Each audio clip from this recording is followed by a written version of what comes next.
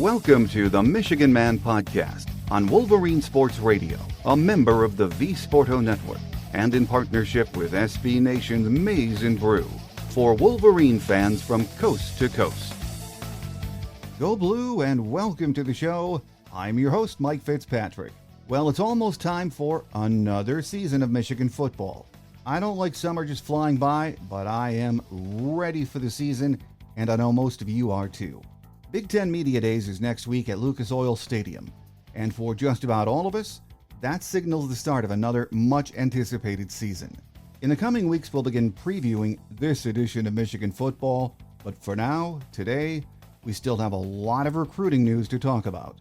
The barbecue at the Big House takes place next weekend. It might not be the event it used to be, but it is still a very important recruiting weekend. Not just for the class of 24, but well beyond. We have a long game day segment this week, so let's get right to it. Joining me with all of the latest news is recruiting writer EJ Holland from the Wolverine ON3. So stay with us.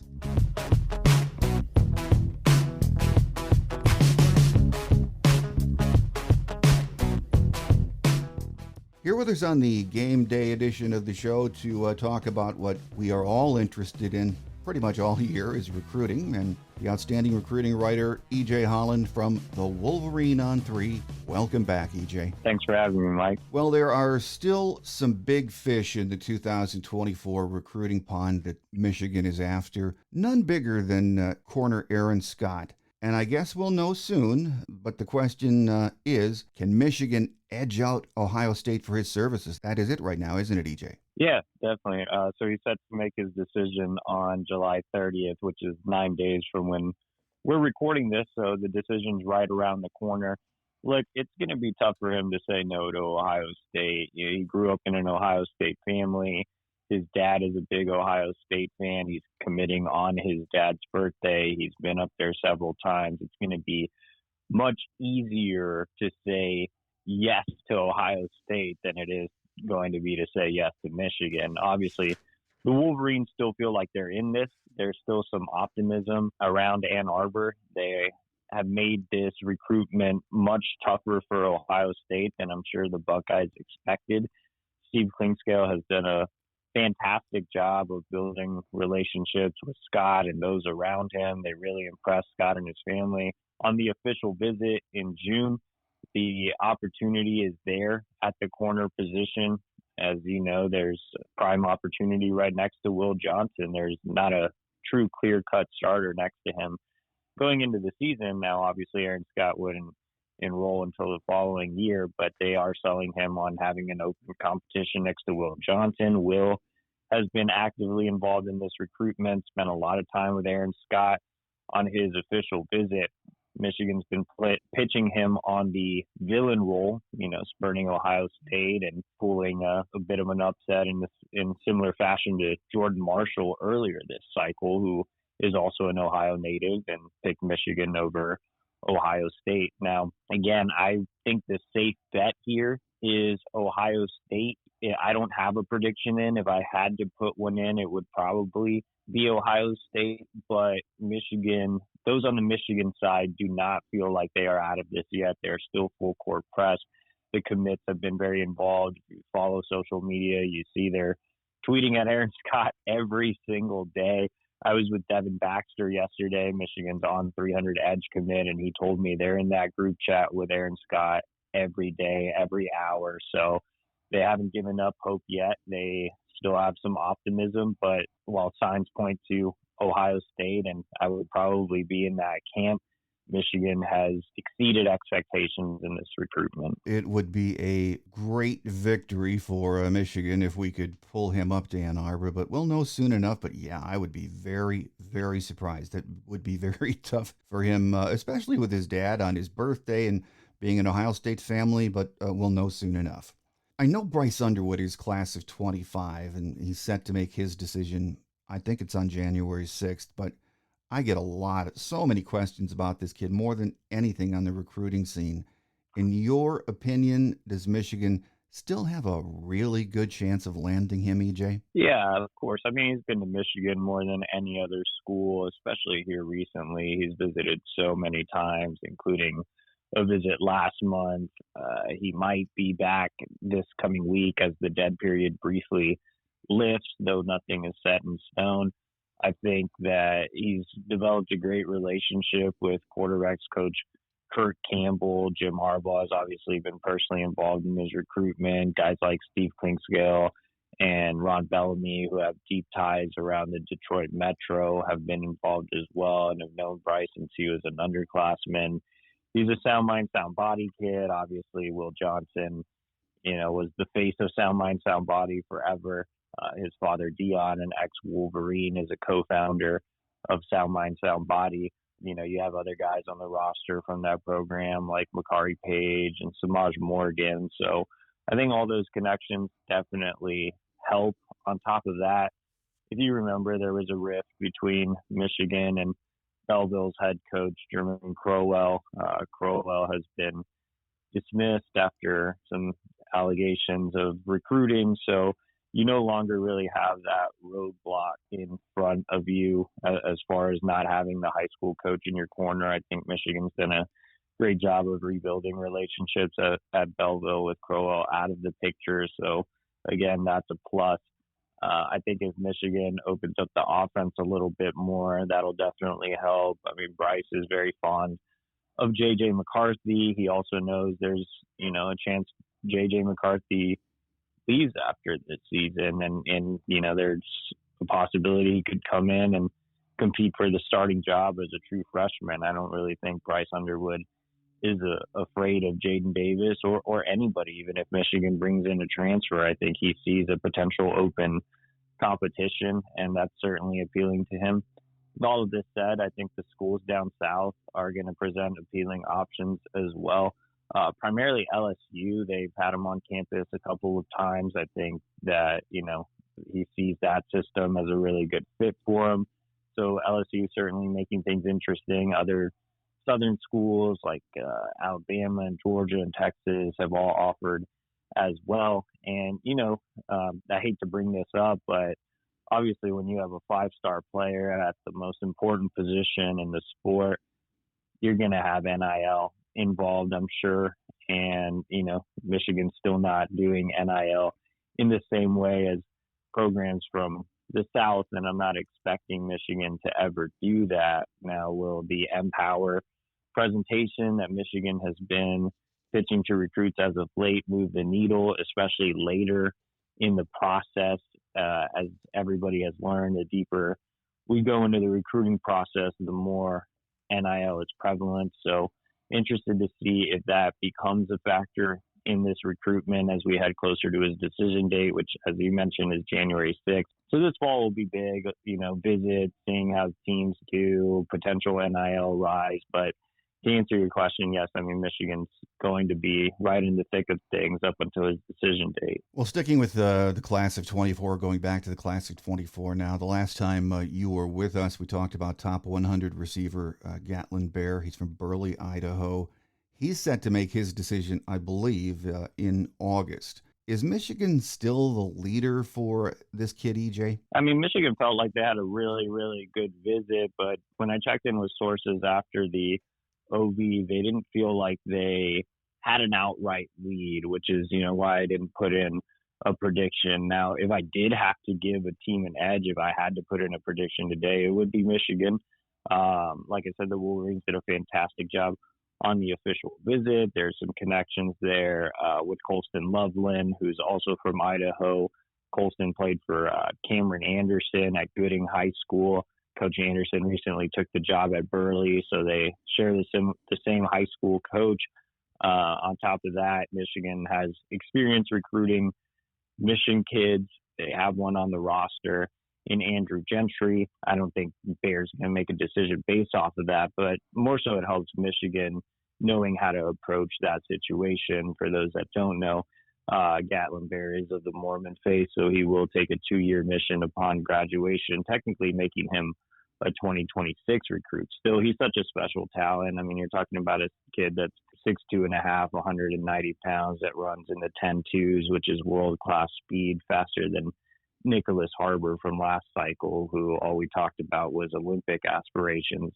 Bear's brothers are both big-time track and field athletes at the collegiate level right now. So the good thing about Bear is he's not really looking at track. He's really focusing on football. He would fill a huge void for Michigan. It's a little unfortunate that he's technically a 2026, but in terms of his recruitment, I think Michigan's done enough, but you still have two schools closer to home that are continuing to push. One is Boise State, and obviously you don't think much when you hear Boise State if you're Michigan, but Boise State's done a tremendous job of pitching him on staying closer to home. He has a multi-day unofficial visit to Boise State planned for this coming week. So during the brief lift in the dead period, Bear will be on Boise State's campus for 2 or 3 days, I believe.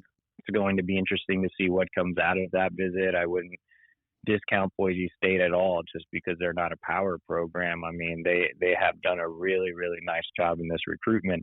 And the other school involved is Oregon. Now, I think Oregon's probably in third place right now.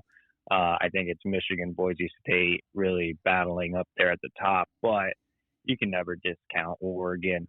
We've seen in recent recruitment that Oregon is known to make late surges.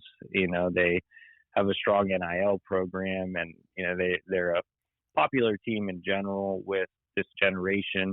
So I feel like Oregon could be that X factor, but as things go into that first week of August decision, I would say it's Boise State and Michigan, and this Boise State visit next week will be pivotal for Bear. Well, let's say we miss on Bear.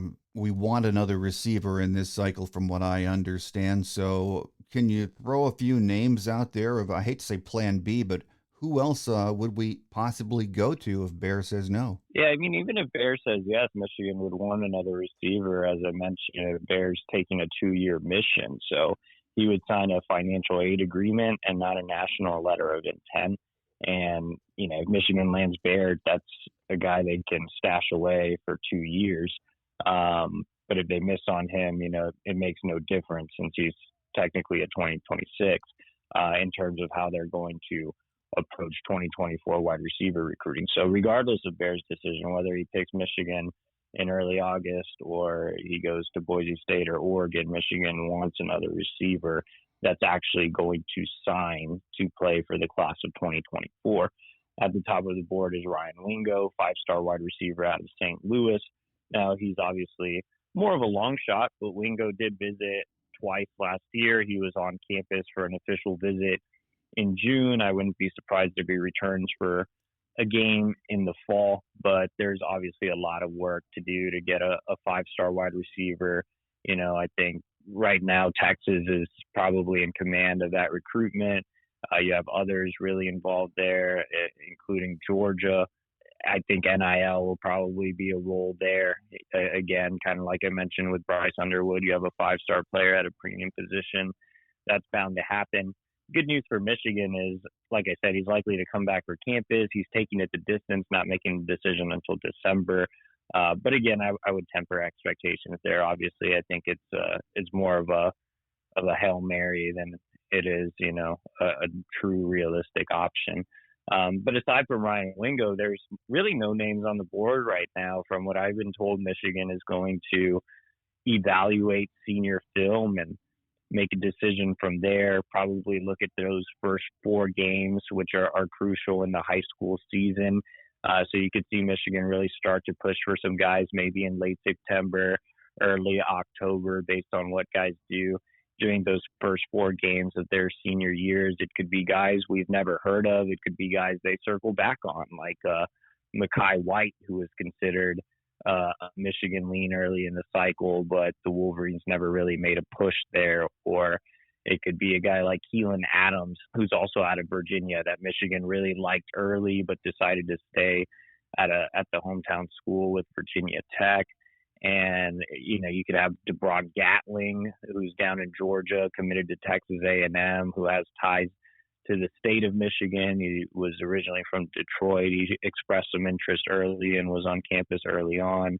So there's a few names they could circle back to. There could be names that just pop up that are real, true late risers. Michigan is going to search for a Jimmy Rolder type on the offensive side. If you remember, Michigan found Jimmy Rolder late, a couple cycles ago, and that's what they're looking to do here at wide receivers, kind of find somebody late that fits the mold of a bigger body type. Channing Goodwin and Marion Stewart are already committed, but both are more slot possession type receivers. They really want a true outside guy this cycle. Well, one of the best safeties in this cycle recently decommitted, Jalen Hayward from Rockledge, Florida. I know he hasn't been on campus, or I don't think he's been on campus yet, but is Michigan going to pursue him? Yeah, there's been some contact there dating back to the spring. I had a chance to see Jalen back in April, and he told me he was interested in visiting Michigan.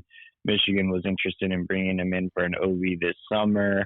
It didn't really work out, but I wouldn't be surprised if Jalen makes an OV in the fall. He has been connecting well with Steve Klingscale and Jesse Minter.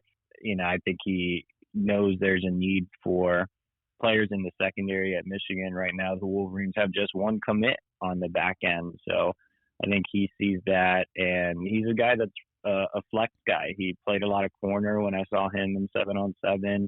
Obviously, he's listed as a safety and can play there as well. He can play the nickel. So there's a lot to like about Jalen Hayward. I do think he makes it to campus. I do think Michigan is in that mix right now. But, I think Auburn probably has the early advantage in the race after the decommitment from Georgia. There are some other Southern schools involved there. So, again, probably temper expectations a little bit, but if you get them on campus, things could get moving there. Another big-time safety in this cycle from Florida is Zaquan Patterson. He will be on campus next week.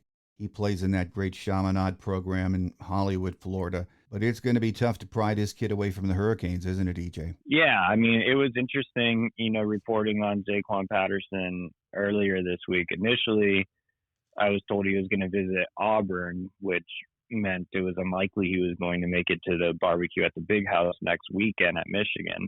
And then, about an hour later, I got a call, and it was and the source told me, he's actually going to fly into Michigan on Saturday night after visiting Auburn, and he'll spend all day Sunday on campus. So Patterson will probably miss most of the barbecue festivities, which will be taking place on Saturday, but he'll get the full day Sunday. And that's great because Michigan can give him more individual attention. I know some people saw my report and said, well, he's not going to get the barbecue experience. It's like, who really cares? It's more so giving this guy true individual attention. He'll be the only 2024 target on campus on Sunday.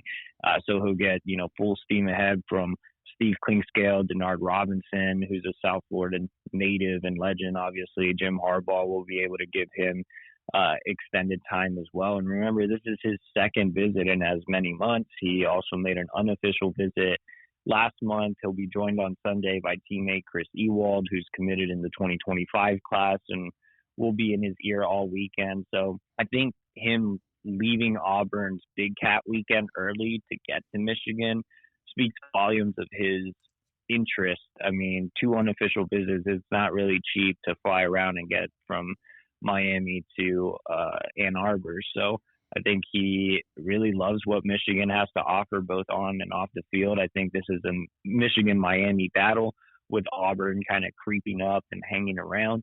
But, Miami's going to be tough to beat. They've been in his recruitment forever. It's the hometown school. They have a great NIL program. They've been making him a priority at the safety position, but I think Michigan has done as good of a job as you could expect with Patterson. Like I said, he's visited twice in the last couple of months. I believe he's been on campus a total of 4 times. So, he's very familiar with the program. He's expressed legitimate interest. I think having Ewald already committed is a big help. I think having Denard Robinson on staff is a big help as well. So, we'll see how this visit goes next weekend. But I think the Wolverines do have a legitimate chance of stealing him away from Miami. Well, sticking with secondary prospects, I would think Michigan would like to add another couple of corners in this class of 24, EJ. And I know we missed on a couple of really high-profile kids on the board. Any other names out there we can talk about? I think right now the focus is really on Aaron Scott and Zaquan Patterson, and to a lesser extent Jalen Hayward. I think those are probably the names to know right now. Kind of similar to what I said with wide receiver. I think Michigan's going to spend some time. Let's say they miss on Aaron Scott and Zaquan Patterson, or one of the two. I think they'll spend some time just evaluating senior film. Just like the wide receiver position, they'll look for late risers. They could circle back on guys like in-state recruit Jalen Todd, who's committed to Kansas. Todd's a guy that was on campus multiple times before they kind of cooled on him.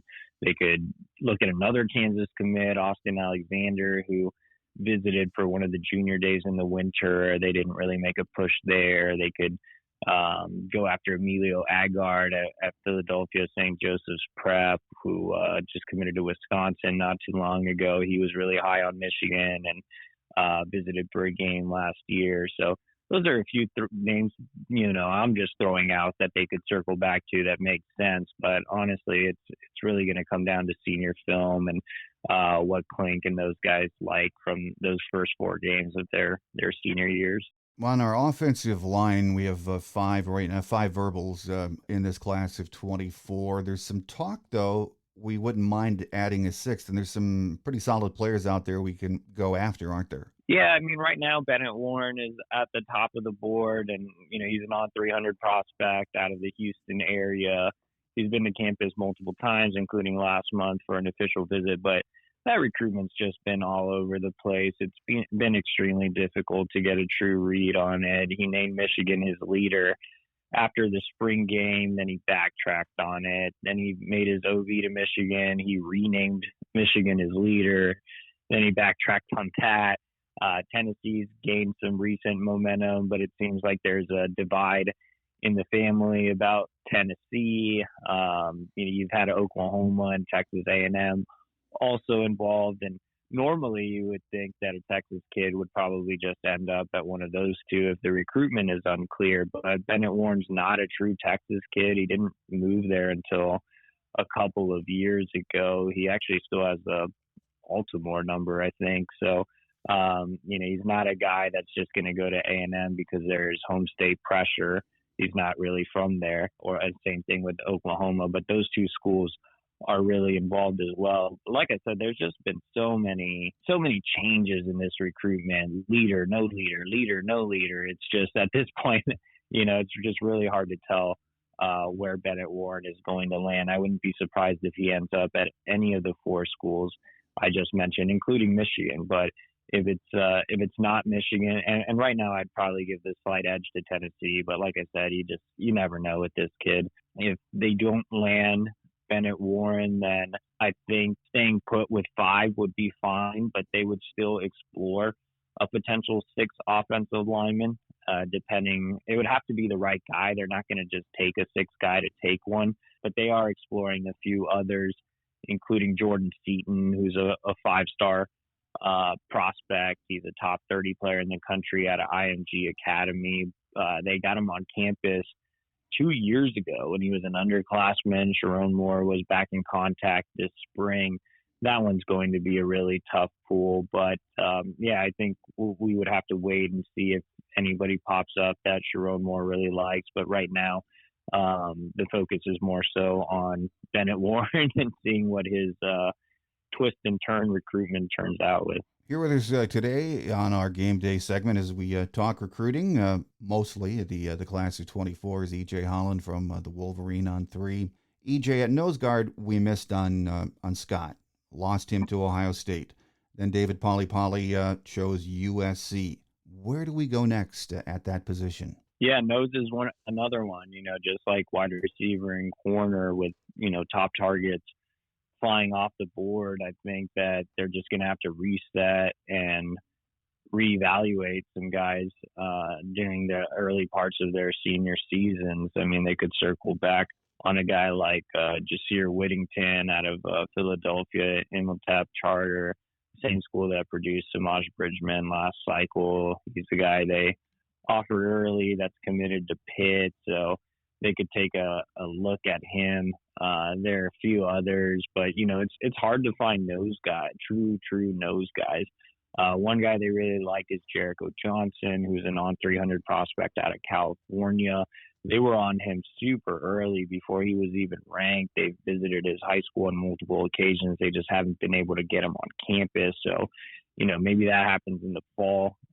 He would definitely be a priority if he expresses more interest. But, like I said, it might be circling back to guys like Whittington. It might be some late risers. So right now I think there's no real 100% plan at the nose position, just like there isn't, in the secondary if they miss on some of these guys, or at the wide receiver position. I think this is where the recruiting department's going to be key, chopping up film for the assistants and seeing who they can find late. Well, one thing you cannot account for at this time in the cycle is how many of these verbals Michigan missed on can maybe be flipped back, or how many you keep evaluating.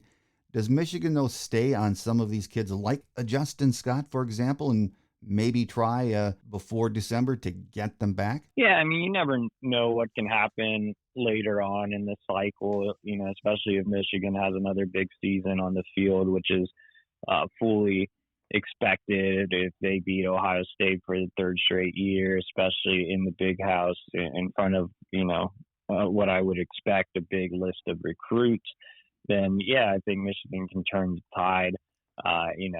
Right now it seems unlikely that they would flip a Justin Scott or somebody like that, but you never know. I mean, the later the cycle goes, the more, Michigan has a chance, just because they'll be a consistent contender for the college football playoff, and you never know what can happen at some of these other programs. I think Jim Harbaugh has obviously built a fantastic winning culture, and I think Michigan's a safe bet to not only have a big season, but just to have consistency. And I think right now, again, it probably seems a little unlikely with a lot of these guys, but, come November, things could definitely change. I think one guy that I've mentioned that I'm particularly going to be monitoring is Boo Carter.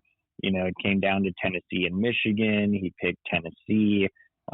Tennessee was the hometown school. They have a strong NIL program, but he's a guy that just had such a great relationship with Steve Klingscale. He spent the offseason playing club 7-on-7 with Michigan commit Jacob Oden. He also spent some time with the Sound Mind, Sound Body program, which we talked about earlier. So, yeah, I think Boo Carter would definitely be one to watch. I've kind of likened his recruitment to Keon Sabb.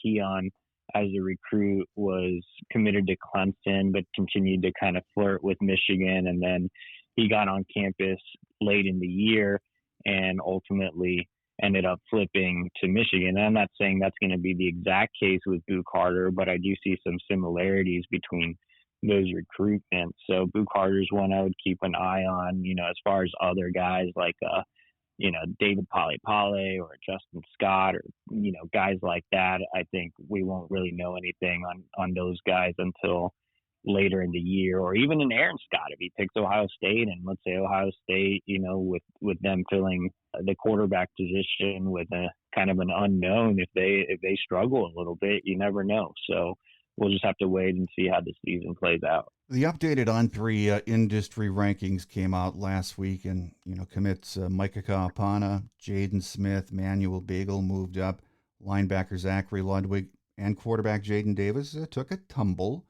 At this time of the year, how do these recruiting services qualify that kind of movement up or down for these kids? The live evaluations are a justification of what you see on film. So when you see these guys on junior film, that gives you a great idea of what you can rank them.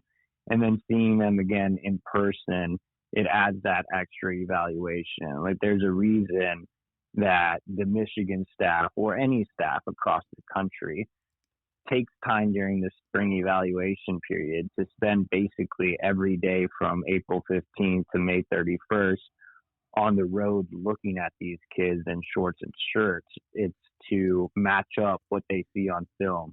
Are these guys the right height? Are these guys the right weight? How long are they really? How quick twitch are they really? What do they look like running, not just in a straight line, side to side movement? They can evaluate, more intricate details. Like, I remember I was on the road with Mike McDonald, and he was talking to me about ankle flexibility, and just like, man, this was over my head. I think just getting out there and seeing guys, matching up what you see on film and matching up what you might still have questions about. I think like a prospect like Jaden Davis as well. I think he just has a super high floor, but you look at progression from sophomore to junior to going into a senior season, and you might not see a lot of projection just because he is a high floor prospect. He hasn't gotten any taller. He's still under 6'1". He has limited athleticism. He's not a guy that exactly scares defenses with his legs, and he has a bit of a lower throwing motion that caught some attention at some off-season events. But at the same time, he's still really efficient. He had a strong junior year. He has, a great football IQ. He's a high-level processor. And so, he gives you a base, but he's not exactly projecting as that 5-star that we may have looked at him as an underclassman when, he was kind of lighting it up as early as the 8th grade. And you were like, wow, this guy could really turn into something. And while he's turned into something, he's still a really, really good prospect. He's not exactly that 5-star caliber prospect. And you can see that based on his junior film and then going into some of these off-season workouts and off-season competitions that he's competed in. And then on the flip side of the coin, you look at a guy like Devin Baxter, and his junior film isn't, super amazing. But you also have to consider this is a guy that is just really raw. He started off playing quarterback, and he'll still play quarterback for his high school team. And then he transitioned to tight end, and then he eventually ended up at edge. He plays at Gwynn Park, so it's not exactly a DMV power or anything. It's not even remotely close to Baltimore, which is where they had his high school listed initially. So it's kind of out by the wayside. And you go out there and you watch him in workouts, and you know what Ben Herbert is capable of in the strength and conditioning program, and you know what Mike Elston is capable of as a developer of talent, and you see the length and you see the athleticism, him running routes and sinking his hips and getting in and out of breaks on offense, and then you see him going through defensive workouts and you see him putting that length to use, and just his body frame. I mean, he's close to 6'6", 240 pounds, and you watch him move around and you see the projectability. You see, okay, this is a guy that has way more of a ceiling than, a guy that's a high floor guy. I hate to compare offense to defense, but you see Jaden Davis has more of that limited ceiling. He's kind of capped out a little bit. You know what you're getting with him. With Devin Baxter, the sky is the limit. So, you see that when you go out and do these in-person evaluations, and the fact that he's committed to Michigan, makes me even more excited. Like, I was already really high on Devin Baxter, and then seeing him again yesterday and seeing the way he's continuing to progress as just a raw talent is something that I look at and I say, yeah, this is a kid that Michigan's going to turn into an absolute monster that maybe necessarily wasn't coming off a super high junior season, but I have really high expectations for him as a senior. So, hopefully that explains some of it. I know that was kind of a long-winded answer. Well, the last big event before practice actually gets underway is the barbecue at the Big House. That's next weekend. It might not be what it used to be, but what it is still a really important recruiting tool, isn't it? Yeah, I mean, the barbecue at the Big House is still really important, especially for the 2025 recruiting class. You're going to have a lot of big-time players on campus for next cycle, and that's great. Look, I mean, Michigan has filled out this class much earlier than usual.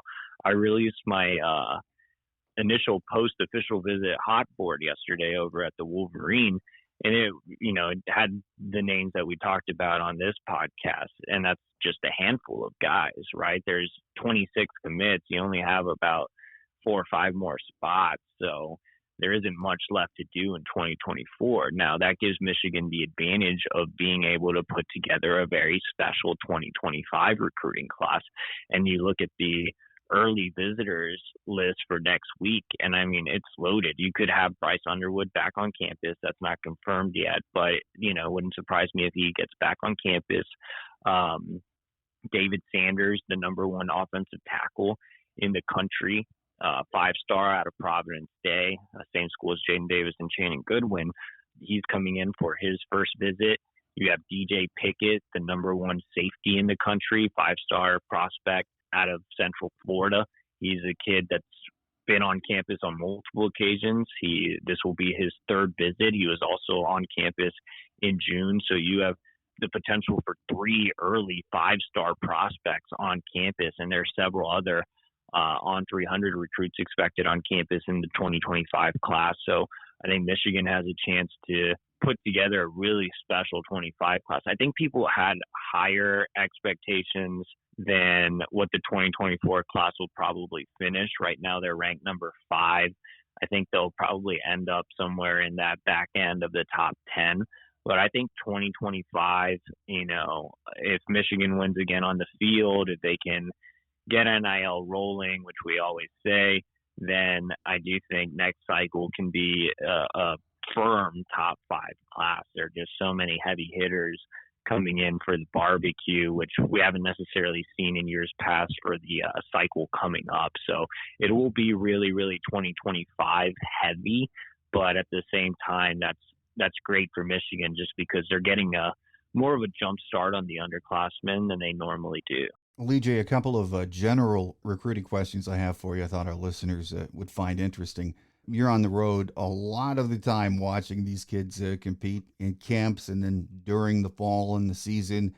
On your Wolverine podcast this week, you were asked, what 4 or 5 high school programs consistently provide the most talented players. And if you don't mind, can you run down that list for our listeners? Yeah, that was off the top of my head, so I guess I'll do it off the top of my head again. The best league in the country is the Trinity League down in Southern California.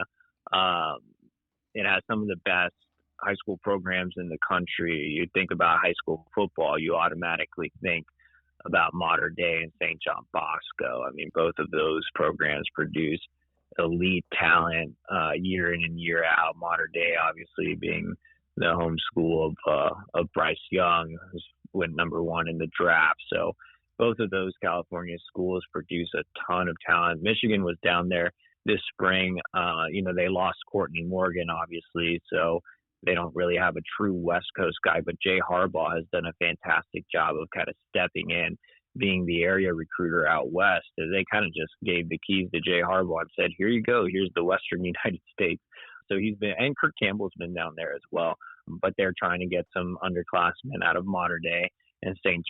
John Bosco. They sent out, a number of offers at both of those schools, but, it starts off there. And I explained it on the podcast, but that was such a big reason I was so high on Mason Graham coming out of high school, and much higher on others than others on Mason Graham, just because he was dominating in the best league in the country. When I went out to see him play for Servite, it was against Mater Dei, and he had a really, really impressive showing there. So, yeah, anytime you can pull a guy out of the Trinity League that is extremely productive, I think it's a safe bet that they'll be productive at the college level as well.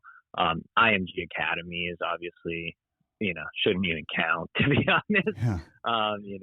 IMG Academy pulls kids from all over the country. You actually have a couple of in-staters heading down there now. On 300 offensive lineman Caden Strayhorn is originally from Michigan, and he's down at IMG. Alex Graham, a top 100 corner, from Cass Tech is transferring out to IMG this season. So, they're pulling in kids from the state of Michigan. They're pulling in kids from all over the country, and they're just a national powerhouse. It's kind of unfair just because they recruit everywhere and they get the top talent, across the nation. And obviously Michigan's had success at IMG in the past. JJ McCarthy spent a year there during the COVID situation in Chicago. So, IMG is always going to be a big school.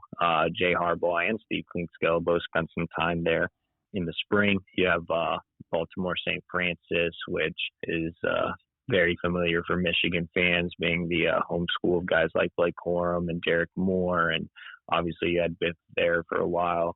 But St. Francis is playing the toughest schedule in the country this fall. They have several talented underclassmen. Michigan has offered, I believe, somewhere between 10 and 15 2025 and 2026 prospects at St. Francis. There probably won't be a St. Francis kid this cycle, but they are absolutely loaded in the 25 and 26 classes. One of my favorite recruits in 25 is Blake Woodby. He's a top 100 corner. Michigan's trying to get him on campus here pretty soon, but he's one of my favorite guys. But St. Francis is such a great program. I always enjoy spending time with Coach Masai and the guys out there. I mean, when you say, hey, I want some dogs on the roster, you go to St. Francis, you get guys out of Baltimore.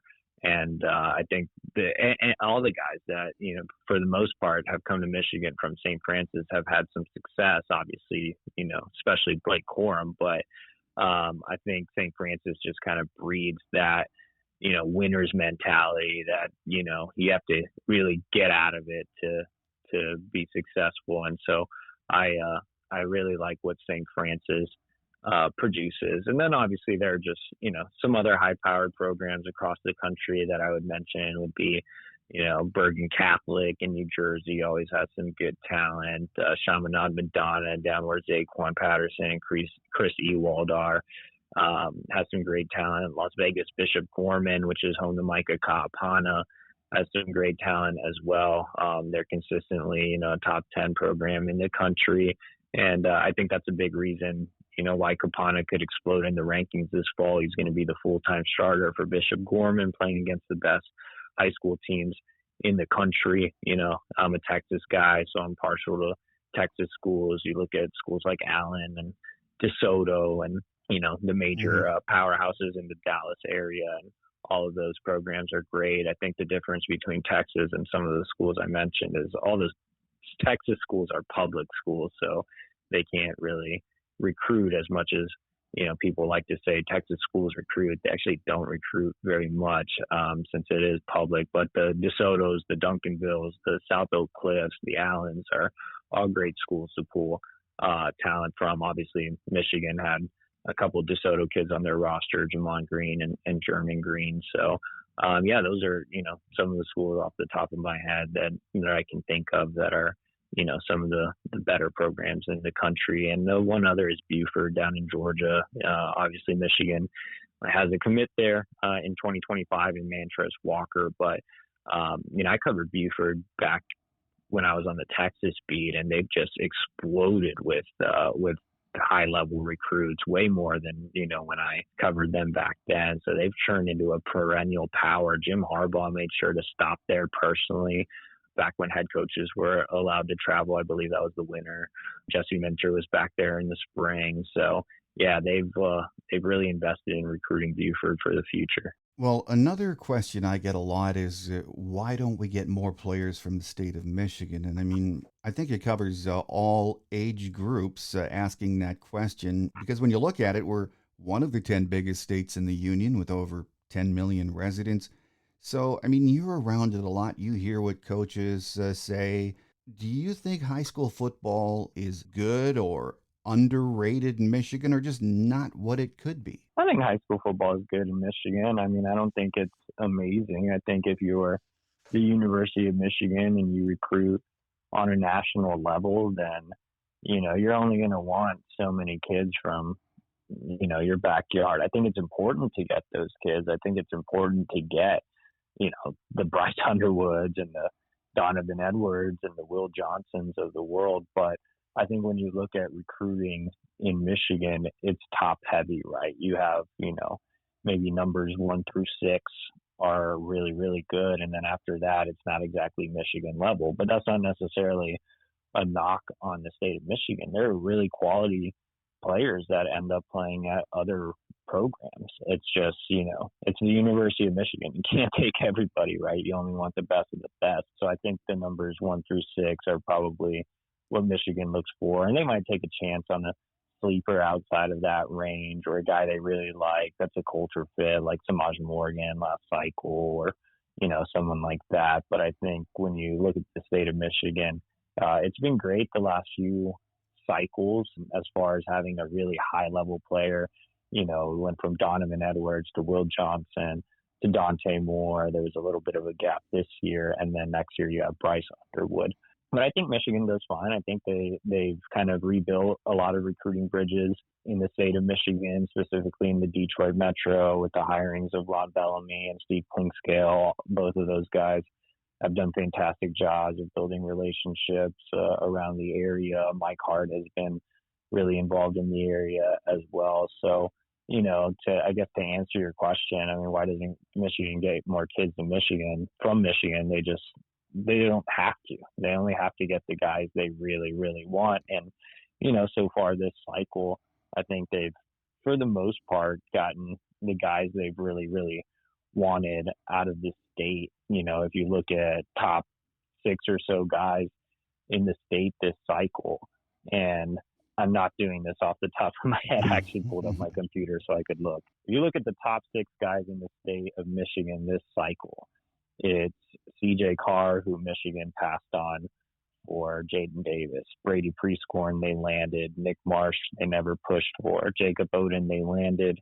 Brandon Davis Swain was always on the back burner, and Jeremiah Beasley they wanted and landed, right? So they got half of the top 6, and the 3 guys they didn't get, they didn't really push for. So I think that's completely fine and then after that, after the top 6, it's guys they didn't even offer, really, or guys they could circle back on later, like Jalen Todd, who I mentioned earlier. But I think it varies cycle to cycle. I think this was kind of a weaker year in the state of Michigan, but even for the most part, you're going to want those top 6 to focus on, and all 6 might not really even be priorities, like I just ran through. So I think Michigan got the guys they wanted in state this cycle, and I don't think the state of Michigan produces enough talent to support taking 5 or 6 or 7 guys from the state every year. Well, final question before we let you get away, EJ. B10 Media Days next week. It takes place at Lucas Oil Field, and I'm not sure if you're going or not, but I think for most of us, this event signals the start of another season, and it just really has become a lot of fun to watch, hasn't it? Yeah, it's great that the season's right around the corner. I personally won't be there, but I know our team guys, Anthony Broom, Clayton Safety, and Chris Ballas, who do a fantastic job of covering the team, will be there, and we'll bring a ton of coverage to the Wolverine.com. But I think it kind of signifies the start of college football. It's right around the corner. I'm excited to see what Michigan does. Obviously, a lot of high expectations, and I'm sure I'll be at a couple of games in the Big House this fall. I'm excited about the high school season as well. Obviously, for me, I don't get to see every Michigan game since I'm out on the road seeing high school games. For me, I think the date I have circled on my calendar is August 12th. That's the first scrimmage weekend, and then we really get into it. And so you have a few weeks of high school football before you really get into college football. But it's great that the season's right around the corner. I mean, I even went out, like I said, I went out to see Devin Baxter yesterday just to make sure the camera was still working, just to kind of start getting back in the groove of things. And it's exciting that this season's almost here. Well, yeah, it's coming up fast. You always know it is when you get your Wolverine preview issue in the mail, and I have mine right in front of me. Use it all season and love it. Also, I'm on the Wolverine On3 every day. I don't know how any Michigan fan doesn't subscribe, but the season's right around the corner. So for those out there, my listeners who have not subscribed to the Wolverine On3, any deals before the season gets started? I believe we will be running a promotion here once we get into August. If you can't wait until August and you want to get your fix in right now, you can subscribe to the Wolverine.com at the full price, which is $99.99 for a year or $9.99 per month. Or you could just, try to get that monthly. What I would advise, and I'll probably get in trouble for saying this, what I would advise is get your monthly subscription, try it out for $9.99. At this point, $10 is less than a McDonald's meal. Like, I stopped just to get a snack at McDonald's the other day. I got some nuggets. It was like $10. Yeah. I was like, what's going on? What happened to the dollar menu? But anyway, I would suggest getting a subscription for a month, trying it out at $9.99, and then if you want to get the full year, I'm sure we can I'm sure we will be running some promotions in August. So I would highly suggest taking advantage of the $9.99 monthly rate for the next few weeks, as we kind of close out getting into media days. And then, once we run that promo, I'm sure that you guys can sign up for that annual subscription at a discounted rate. So no real promo right now, but I think that's probably the best way to get around it. It's well worth it. So to any of my listeners who are not subscribers to either the magazine or the Wolverine On3, I say check it out, because just football season alone will let you know that you should be a subscriber, because you can't live without it. At least I can't live without it. So check it out. Here with us today, as we've been talking recruiting and more, has been the outstanding recruiting writer from the Wolverine On3, EJ Holland. EJ, always great having you on the show. You're very generous with your time. We thank you and look forward to our next visit. Thanks, Mike. Appreciate it.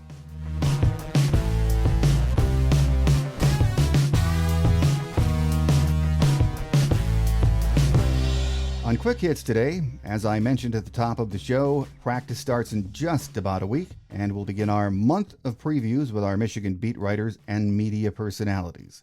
Until then, enjoy all of the coverage of Media Days on BTN, because soon it will be time to tee it up.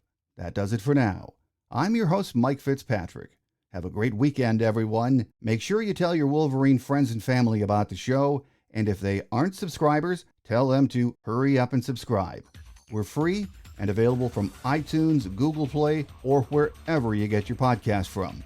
A reminder to like us on Facebook, follow on Twitter, and leave a comment or rating after you listen to the show. And thank you in advance. Until we meet again, take care, and as always, go blue. Thanks for joining us today on The Michigan Man, here on Wolverine Sports Radio, a member of the V Sporto Network, and in partnership with SB Nation's Maize and Brew. Our listener lines are open 24/7 for your calls at 313-263-4842. That's 313-263-4842. Or email us at themichiganmanpodcast@yahoo.com. That's themichiganmanpodcast@yahoo.com. The Michigan Man Podcast is produced at the studios of Robin Lynn Productions, Allen Park, Michigan, and is not affiliated with the University of Michigan. Go Blue!